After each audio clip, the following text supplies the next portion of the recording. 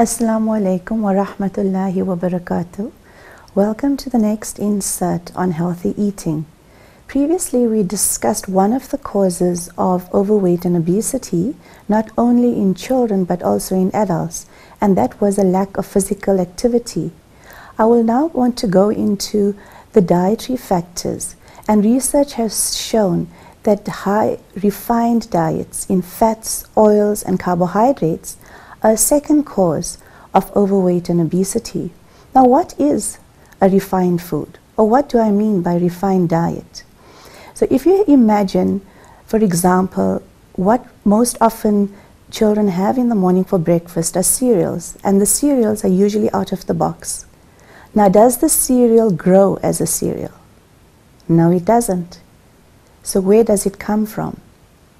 So if you imagine the wheat that grows in the field, that is full of vitamins and minerals and fiber.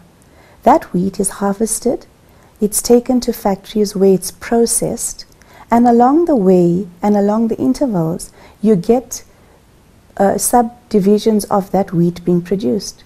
So it could be whole wheat or whole grain, and the end product usually would be white flour.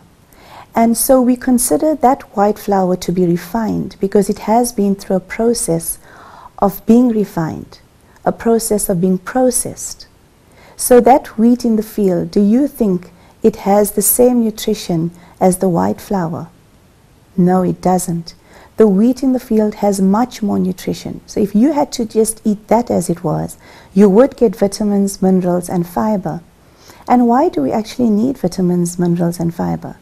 Because that is nourishing to our body. Each vitamin and mineral that we consume either from a food, especially one that's grown of completely from an apple from the tree, for example, that nourishes our body. It gives our body what it requires for the different processes. The end product of that wheat is white flour, as I mentioned, and that has no nutrition at all. It has no fiber, no vitamins, and no minerals.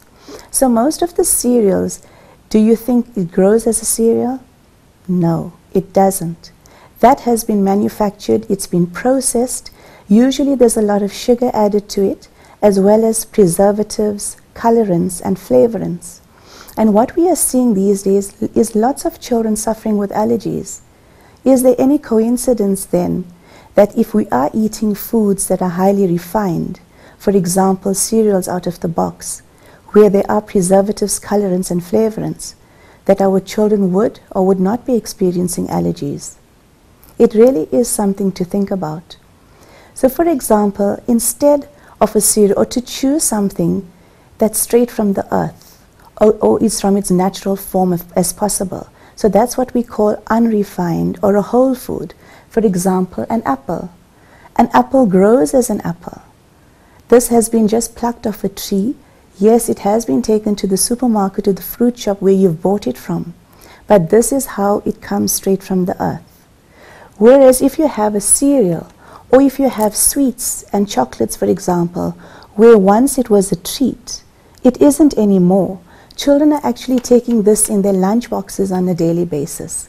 I would love to give you an exercise or homework to actually just observe, and if you can and have the time, to diarize just how often you give your child a sweet or a chocolate or a sweetened drink or even juices.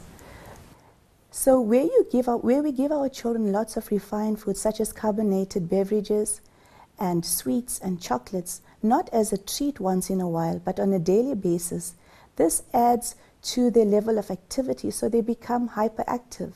And what is the most commonly diagnosed disease in children these days is attention deficit disorder, ADD. Every child is on ADD or taking medication for this. So here I leave you with some food for thought and a little bit of homework. Until the next insert. Shukran. Assalamu alaikum.